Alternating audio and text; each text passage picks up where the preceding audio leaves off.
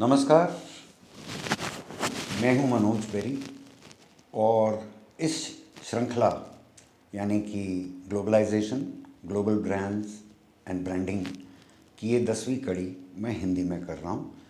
इसके कारण काफ़ी हैं बट सबसे महत्वपूर्ण कारण ये है कि ब्रांड और एक देश की जो आर्थिक स्थिति है उसमें एक बहुत गहरा संबंध है जो कि मैं आपको समझाना चाहता हूँ।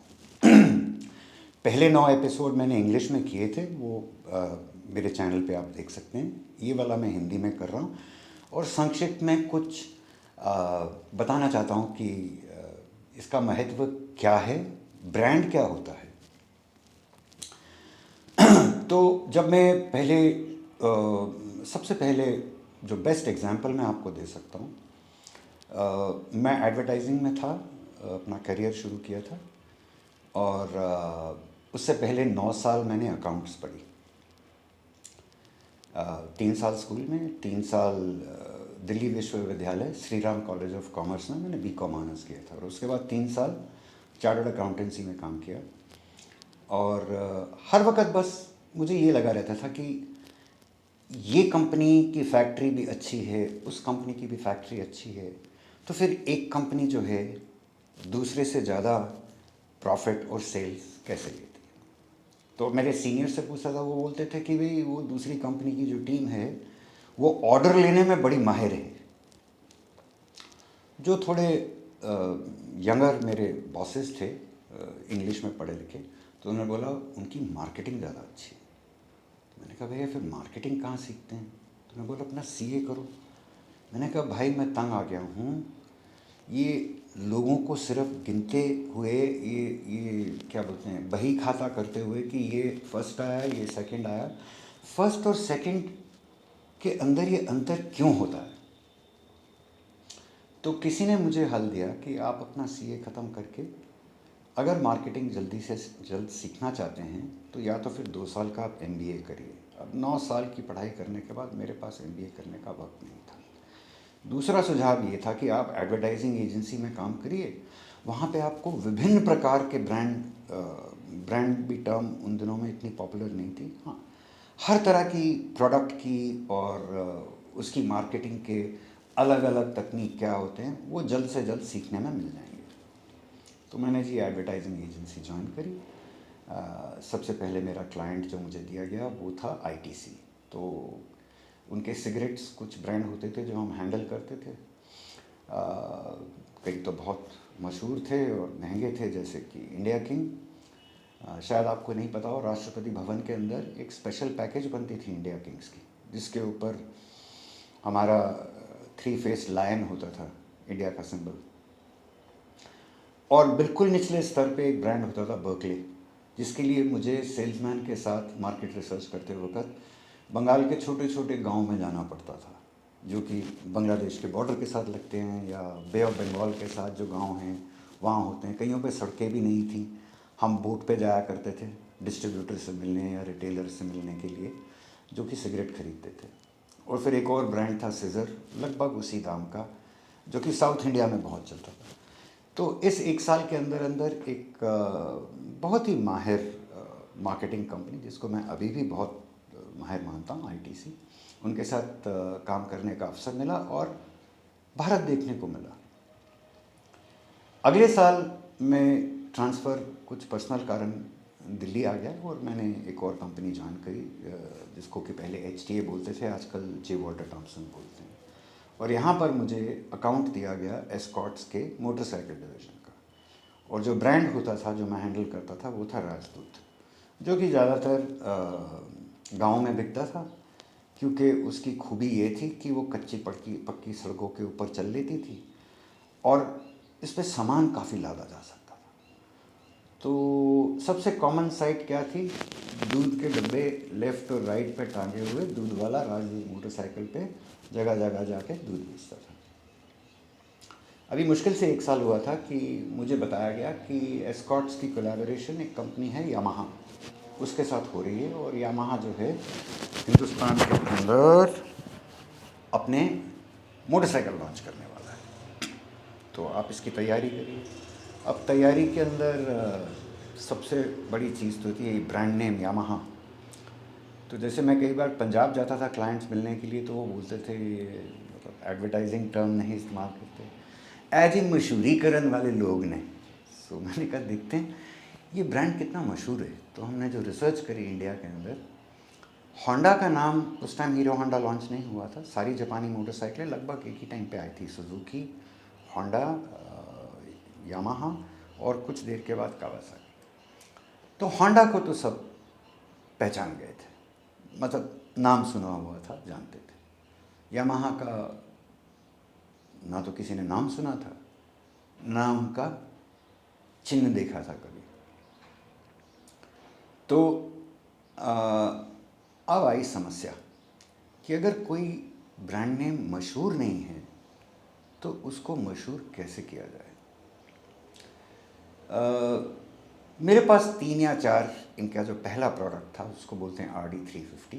कंपनी ने मुझे दिए थे अपने आप खुद टेस्ट करने के लिए, बिकॉज मैं मोटरसाइकिलों का शुरू से ही काफ़ी शौकीन रहा हूँ, तो चलाता था। और मैंने कभी ऐसी मोटरसाइकिल पूरी अपनी ज़िंदगी में नहीं चलाई थी। तो अगर एक ब्रांड मशहूर नहीं है तो मैंने एक दूसरी रिसर्च करी और मुझे एक मोटरसाइकिल दी गई। मैंने उसके ऊपर से सारे उसके नाम हटा दिए, यामाहा, कोई भी चिन्ह, मतलब पता न लगे, जैसे कि बोलते हैं जानता नहीं मेरा बाप कौन है, तो हमने बाप की निशानी निकाल दी। और लोगों को बोला कि आपको ये कैसी लगी मोटरसाइकिल, तो लोग देख के बोलते इसके 2 स्पार्क प्लग क्यों हैं। तो मैं सुनता था, लोग आसपास के जो गुरु लोग होते थे वो, अरे ये डबल इंजन है, अच्छा तो इसका क्या फ़ायदा। अरे भाई अगर एक इंजन फेल हो गया दूसरा इंजन तो चल पड़ेगा। तो मैं हंसता था बट चुप कर गया। मेरा काम था सुनना कि उपभोक्ता सोचते क्या हैं सिर्फ प्रोडक्ट को लेकर। तो फिर पूछा अच्छा इसका दाम क्या होगा, तो मैंने कहा जी लगभग 27,000 रुपये। उन्होंने कहा पागल हो क्यों, अरे फिएट की गाड़ी 30,000 रुपये की आती है भाई, कौन लेगा 27,000 रुपये की मोटरसाइकिल।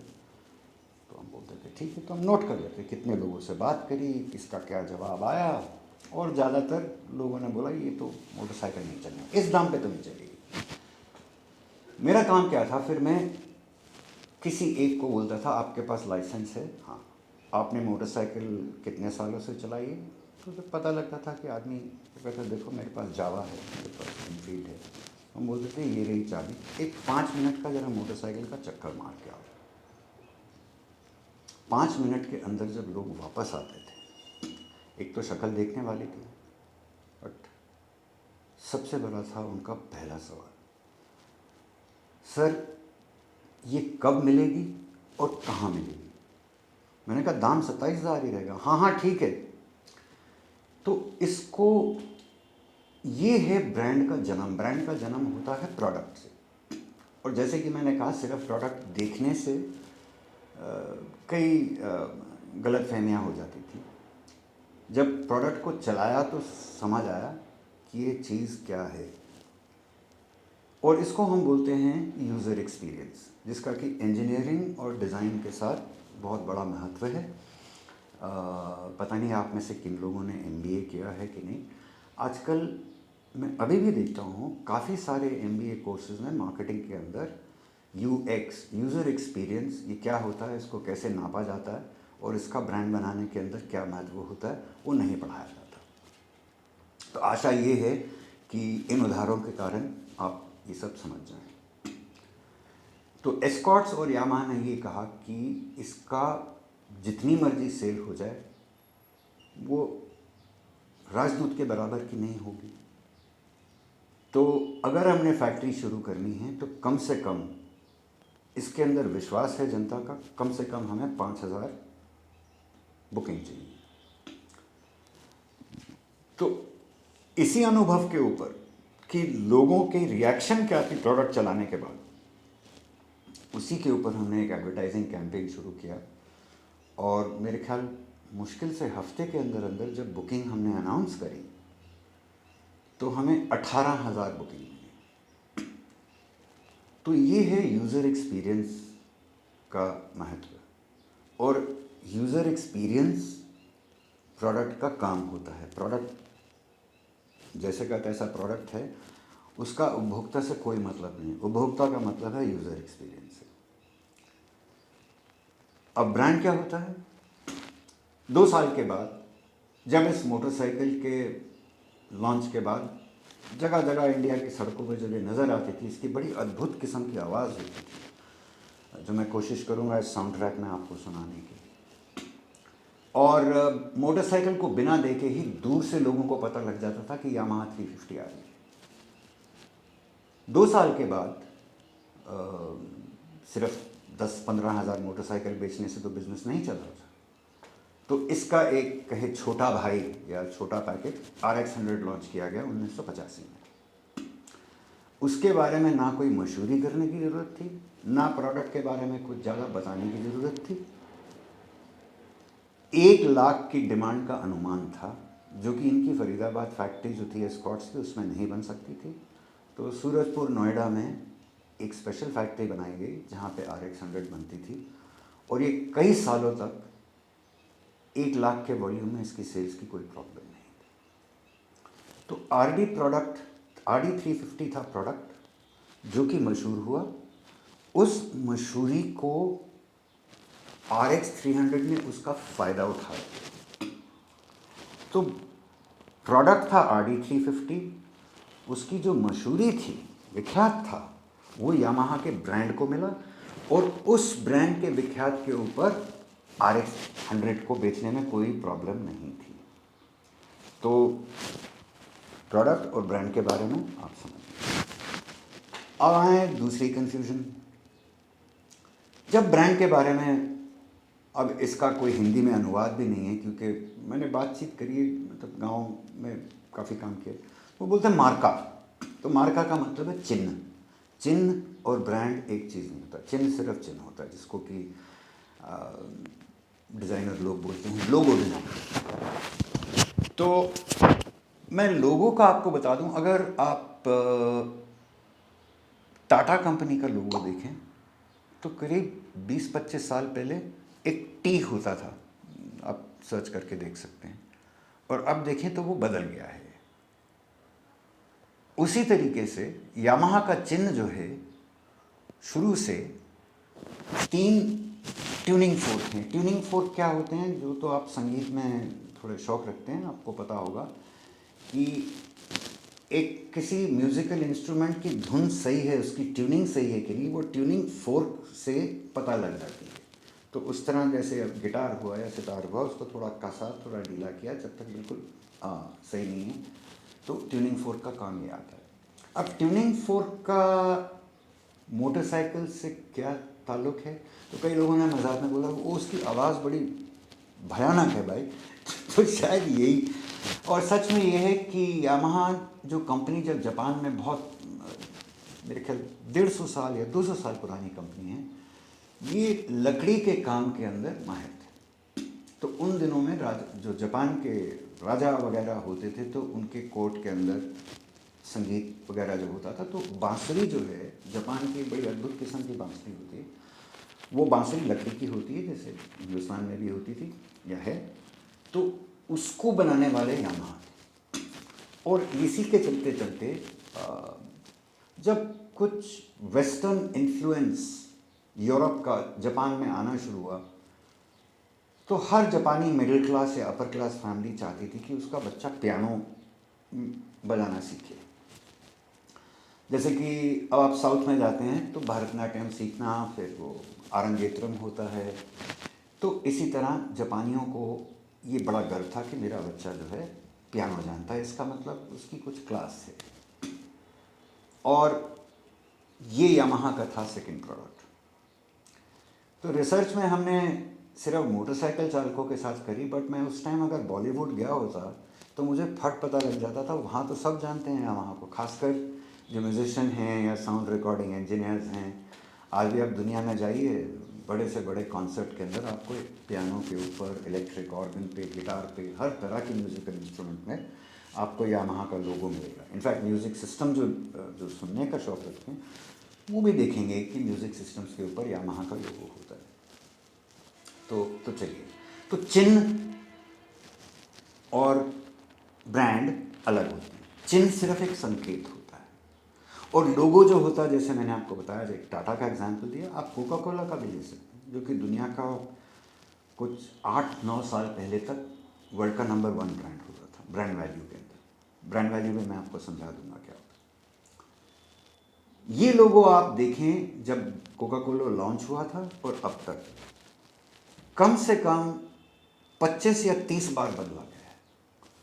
तो प्रोडक्ट बदल सकता है, कहाँ बांसुरी, कहाँ पियानो, कहाँ मोटरसाइकिल। हाँ, और एक चीज़ और याद आई, अगर मैं केरल गया होता तो वहाँ पे यामाहा का लोगो और यामाहा का नाम सबको पता होता, क्योंकि यामाहा आउटबोर्ड मोटर बेचते थे, जिसके साथ कि जो मछुआरे फिशरमैन लोग हैं, नंबर 1 ब्रांड जो मोटर बोट की मोटर होती थी वो यामाहा की होती थी।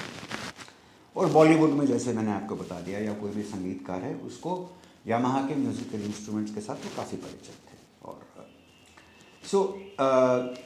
ये रही बात लोगों की, चिन्ह की, नाम। मैं आपको सिंपल सा बता सकता हूँ एग्जांपल। मारुति गाड़ी के बारे में किसने नहीं सुना होगा। करीब 2000 के अंदर हर गाड़ी के ऊपर सिर्फ मारुति की जगह मारुति सुजुकी लिखा जाना शुरू हुआ।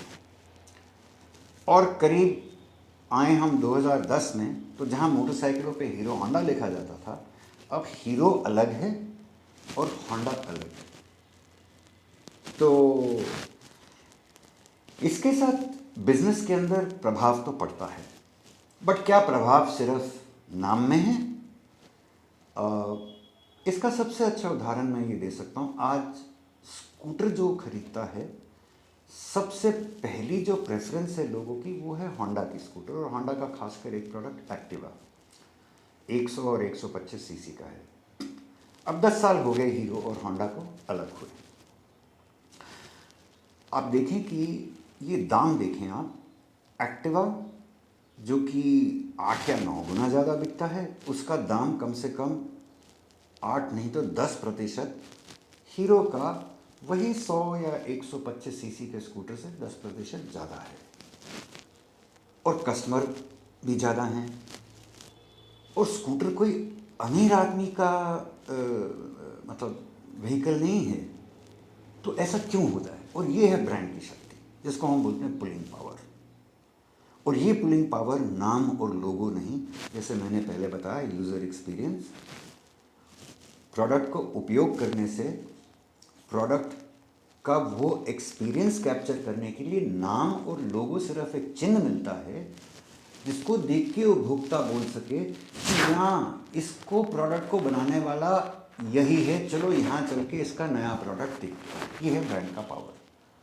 पहले बहुत मेहनत होती है सेल्स करने में, जैसे ही ब्रांड पावरफुल होता है तो सेल्स के अंदर इतनी मुश्किल नहीं होती। बट सबसे बढ़िया उदाहरण जो मैं आपको बता सकता हूँ, जो कि इस श्रृंखला का जो विषय है, ग्लोबलाइजेशन और ग्लोबल ब्रांड्स, सबसे बढ़िया उदाहरण है 1 साल पहले एप्पल कंपनी की एक खबर आई कि ये दुनिया में बिजनेस के इतिहास में पहली कंपनी है जिसका मार्केट कैपिटलाइजेशन, यानी कि अगर हर एक शेयर एप्पल कंपनी का खरीदा जाए तो उसकी जो कीमत बनती थी वो $1 ट्रिलियन, जो बिजनेस की हिस्ट्री में एक मतलब रिकॉर्ड था। उस टाइम हिंदुस्तान, पूरे हिंदुस्तान, भारत की जीडीपी जो थी वो $3 ट्रिलियन थी। अब लगभग 11 या 10 महीने हो गए हैं कोविड को हुए, और इसका काफ़ी नेगेटिव इम्पैक्ट हुआ है बिज़नेस के ऊपर। और बिज़नेस पे इम्पैक्ट होता है तो इकोनॉमी पे भी होता है। भारत का जीडीपी आज जो अनुमान है करीब $2.5 ट्रिलियन होगा।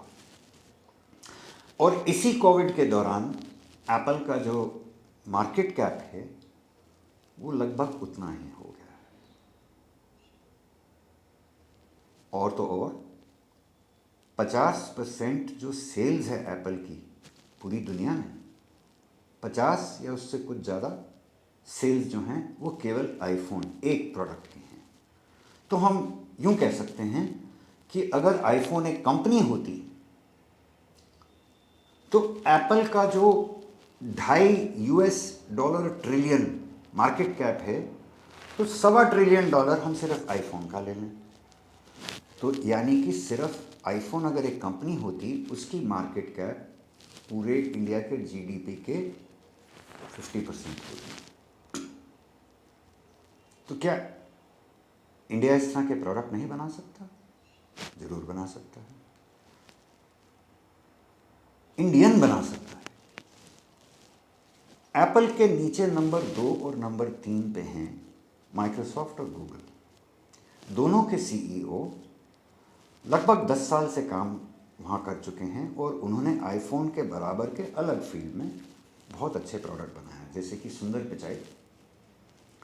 उन्होंने एंड्रॉयड, जो मोबाइल फ़ोन का ऑपरेटिंग सिस्टम है, इसकी पूरी प्रोडक्ट की स्टीयरिंग और डेवलपमेंट इन्होंने करी काफ़ी सालों के लिए। वही एक मेजर कारण है कि उनको सीईओ बनाया गया। और सत्या नाडेला, उन्होंने यही काम माइक्रोसॉफ्ट के लिए किया। हाँ, इनका पासपोर्ट अब कहता है कि ये यूएस के हैं, बट ये पैदा पले और इनकी पढ़ाई, इंजीनियरिंग की डिग्री इंडिया से है। तो हाँ, भारतीय लोग विश्व स्तर के ब्रांड बना सकते हैं, और अगर हम ये ब्रांड बना सकें तो भारत की जीडीपी, जो कि मैं छोटा सा आपको किस्सा बता दूं, कि जब तक इंडस्ट्रियलाइजेशन नहीं आई, इंटरनल कंबस्चन इंजन नहीं बना था और फैक्ट्रियां वगैरह नहीं शुरू हुई थी, तो विश्व के सारे जीडीपी का अगर हम टोटल कर लेते तो इंडिया का 2000 साल या 17 या 1800 साल तक इंडिया का जीडीपी पूरी दुनिया का 1/3 था। और इसी दौरान चाइना का जीडीपी 1/4 था। तो इंडिया हर वक्त बड़ा भाई था। आज अगर हम देखें, जहां इंडिया का जीडीपी $2.5 ट्रिलियन है, चाइना का लगभग $15 ट्रिलियन है, और अगर अभी तक नहीं हुआ तो शीघ्र ही वो यूएसए के जीडीपी के बराबर पहुंच जाएगा, अगर नहीं पहुंचा तो हिंदुस्तान को अगर अपनी वो पुरानी विख्यात पानी हो, तो आज उसके लिए ब्रांड बनाना और वैश्विक ब्रांड बनाना बहुत ही ज़रूरी है। इंडिया के पास कोई वैश्विक ब्रांड नहीं है। अगर हम दुनिया के 100 सबसे मूल्यवान ब्रांड देखें तो उसमें लगभग 50 अमेरिका से आते हैं, बाकी जर्मनी, फ्रांस, यूके, एक तो शायद स्विट्ज़रलैंड से, जापान, कोरिया से आते हैं। ये 7 देश जो हैं, 100 ब्रांड में से लगभग मैं कहूँ 92 ब्रांड सिर्फ इन 6 या 7 देशों से आते हैं। और यही 7 देश जो हैं आर्थिक स्थिति में दुनिया के सबसे पावरफुल देश हैं। तो मेरी आशा है कि ब्रांड का महत्व आर्थिक स्थिति के साथ क्या है, इन उदाहरणों के साथ आपको समझ आ गई हो। और आप मुझे बताइए कि आपको ये कैसा लगा। नीचे कमेंट सेक्शन के अंदर लाइक, सब्सक्राइब, शेयर वगैरह कीजिए, और ज़रूर बताइए मेरी हिंदी कैसी थी। धन्यवाद।